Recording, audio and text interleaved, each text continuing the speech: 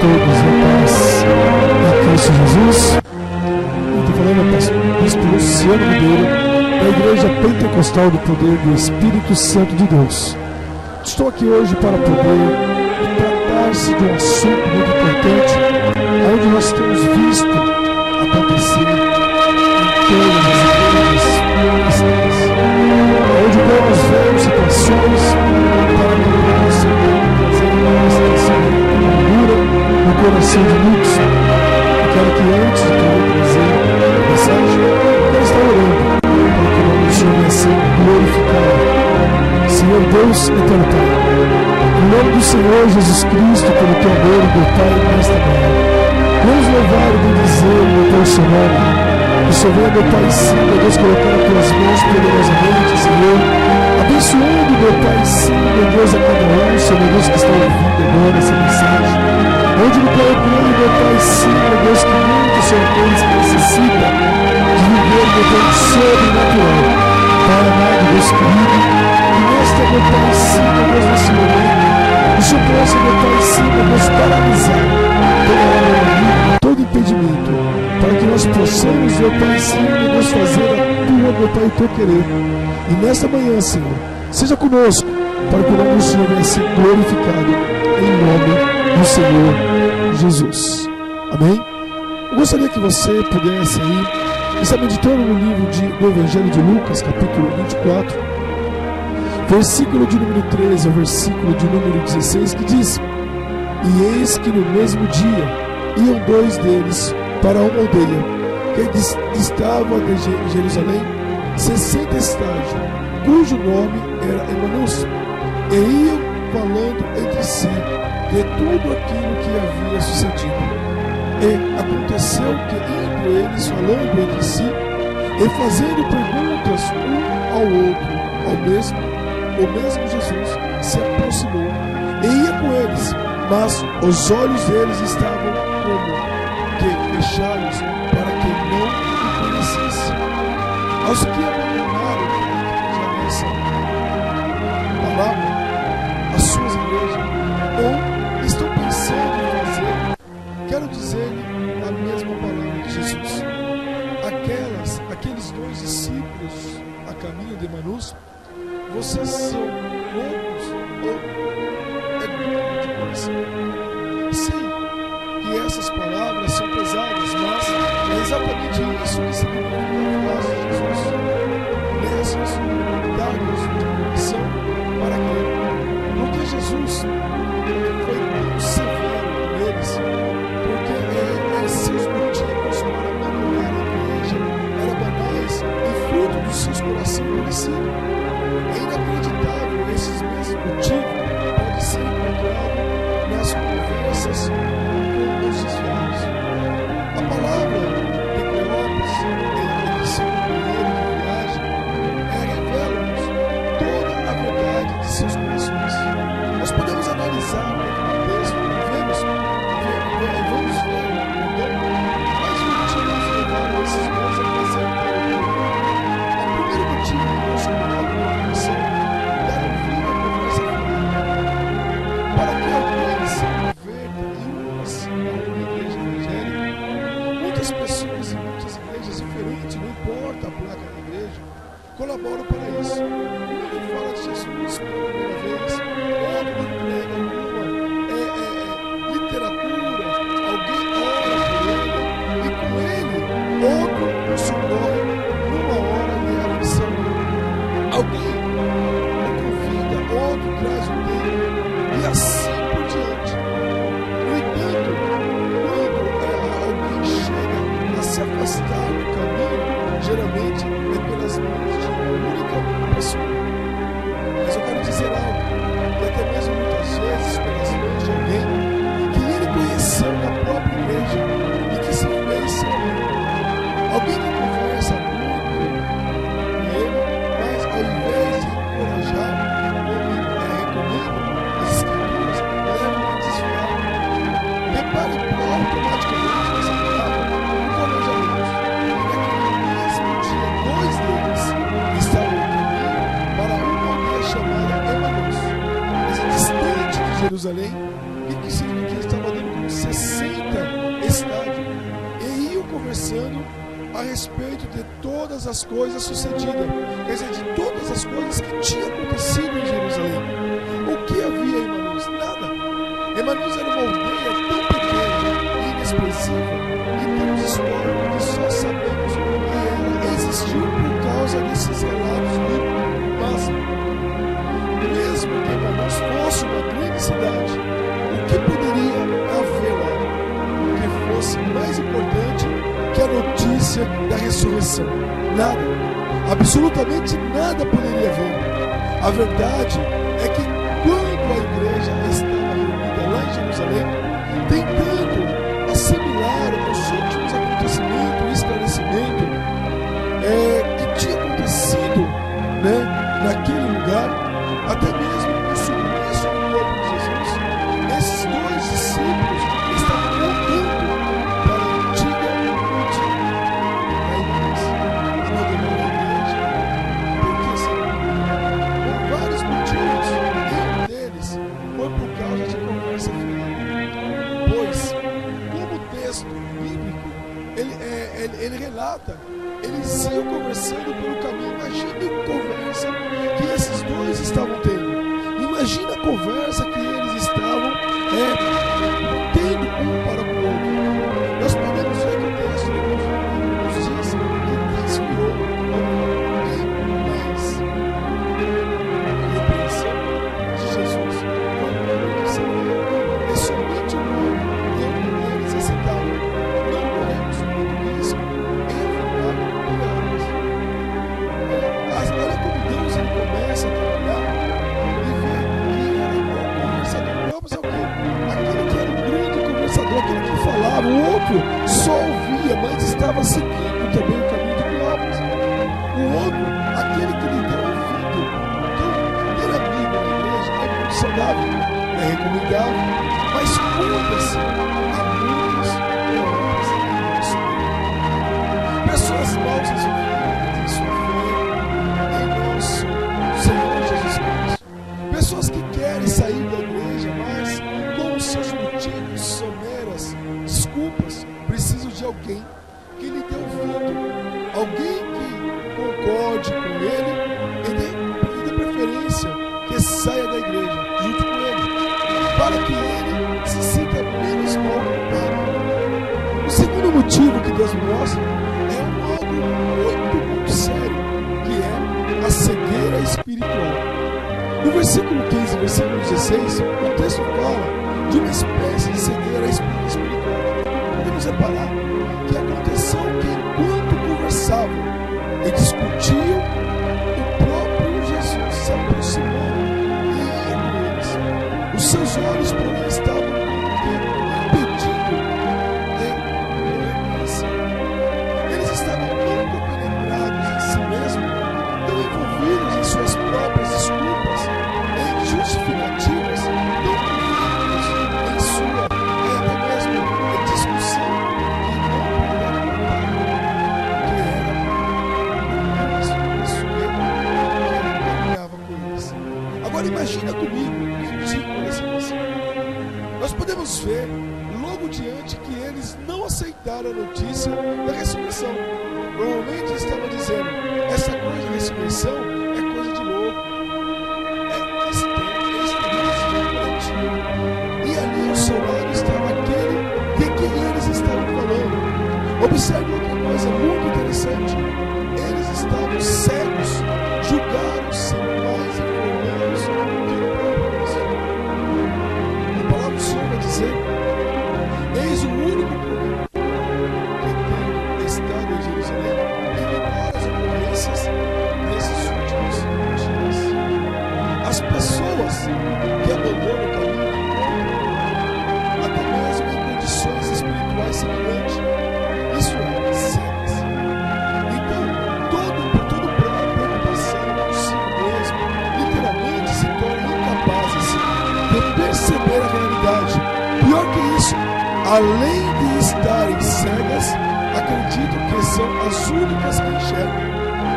Enche o peito de razão, mas faz papel de ridículo, de discutir e temas sobre os quais não tem menor conhecimento, e os classificam como fanáticos ou histéricos, os que ficaram firmes em sua igreja.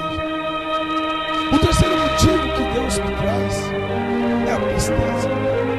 Quando nós vemos o versículo 17, então nos perguntou Jesus: que é isso que vós te queria que tratando à medida que caminhais? E eles pararam entristecidos, porque eles estavam tristes pela morte de Jesus. É claro, mas também pela injustiça praticada pelos autores. Como puderam colocar Jesus e Barrabás ao lado? Pela ingratidão do povo de Israel, como puderam escolher Barrabás? E pelos problemas do grupo de Jesus, como que é Pedro, que era literalmente, não morreu de vergonha, mas pelas vezes.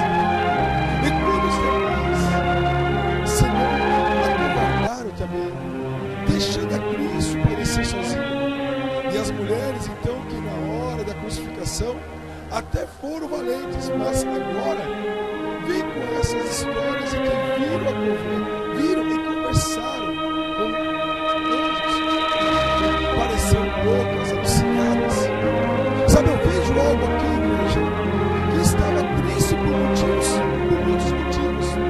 Por isso, não puderam suportar a pressão. A Bíblia diz que a alegria do Senhor é a nossa força. Crente triste é crente fraco. Enquanto estamos fracos, temos a tendência de nos isolarmos, de fugir, de virar a mesa e abandonar a carreira. Cuide-se. Cuide-se. É com você que eu estou falando. Cuide-se. Não se entristeça. Não, nem com as autoridades da igreja, nem com as ingratidão, e muito menos ainda com a sua igreja, pois todas as igrejas do mundo são iguais, são formadas por seres humanos fracos e frágeis. É dessa maneira que eu vejo valente numa hora, covarde no outro, maravilhosos num instante e desprezível no outro. Mas veja bem, é inspiradores em certas atitudes, desastrosas em outras. É verdade que todas as igrejas têm problema, nenhuma igreja que você entrar, você vai ter a obrigação de se esforçar para manter a harmonia no corpo da unidade. Por outro lado, no entanto, crente tem o direito de ficar triste por causa dos problemas da sua igreja, a ponto de abandonar e de absteriorar, jejuar, conversar com santidade no corpo, com paciência no corpo. E é por isso que Deus ele começa a falar que nós temos que começar a nos fortalecer independente dessa pressão. Há um quarto motivo que Deus me traz para poder falar: saudosismo. No versículo 19, Paulo chega a dizer no livro de Lucas que o único produtor que tendo estado em Jerusalém ignora a ocorrência desses últimos dias. Ele lhes perguntou quais explicaram o que aconteceu a Jesus, o Nazareno, que era varão poderoso em obras e palavras. Jesus estava diversas vezes que iria voltar para o Pai e que seus discípulos iriam fazer a obra maiores do que a ele mesmo. Mas mesmo assim, esses dois abandonaram a igreja, pois aquele que era varão profeta, poderoso em obras e em palavras, havia morrido. Jesus já era, estava morto, suas obras pertenciam ao passado. Não!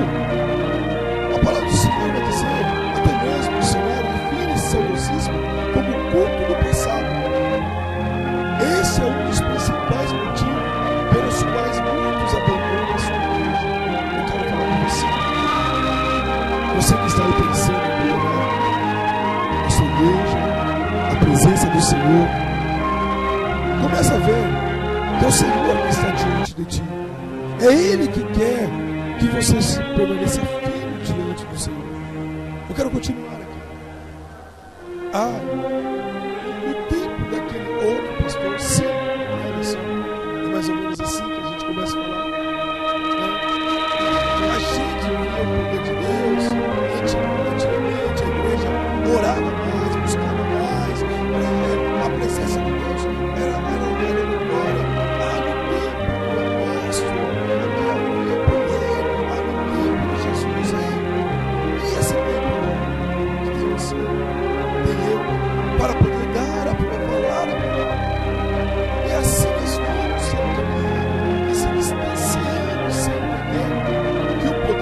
vamos estar à disposição do povo daquele que se sente e que Deus se manifesta hoje em dia do Senhor, com a mesma graça, misericórdia da outra. É interessante, igreja, é interessante, amados irmãos e amadas irmãs, observar que foi exatamente no momento do maior dos milagres em todos os tempos, a ressurreição, que esses dois pensavam que o poder de Deus havia cessado. Meu irmão, eu quero dizer algo aqui para você. Você que acha que a sua igreja anda sem poder, cuidado. Você que acha que seu pastor não ora mais, cuidado. Você que acha que a igreja está passando por um momento difícil, cuidado. Pode ser que você esteja virando as costas e esteja perdendo de ver as maravilhas de Deus. Mas, se for mesmo verdade que a sua igreja anda assim, meio sem poder, não abandone mais, seja você aquele que vai iniciar o incentivo espiritual ali. Dedique-se ao estudo da palavra de Deus, à oração e ao jejum, e às boas obras e ao amor. Pague o preço.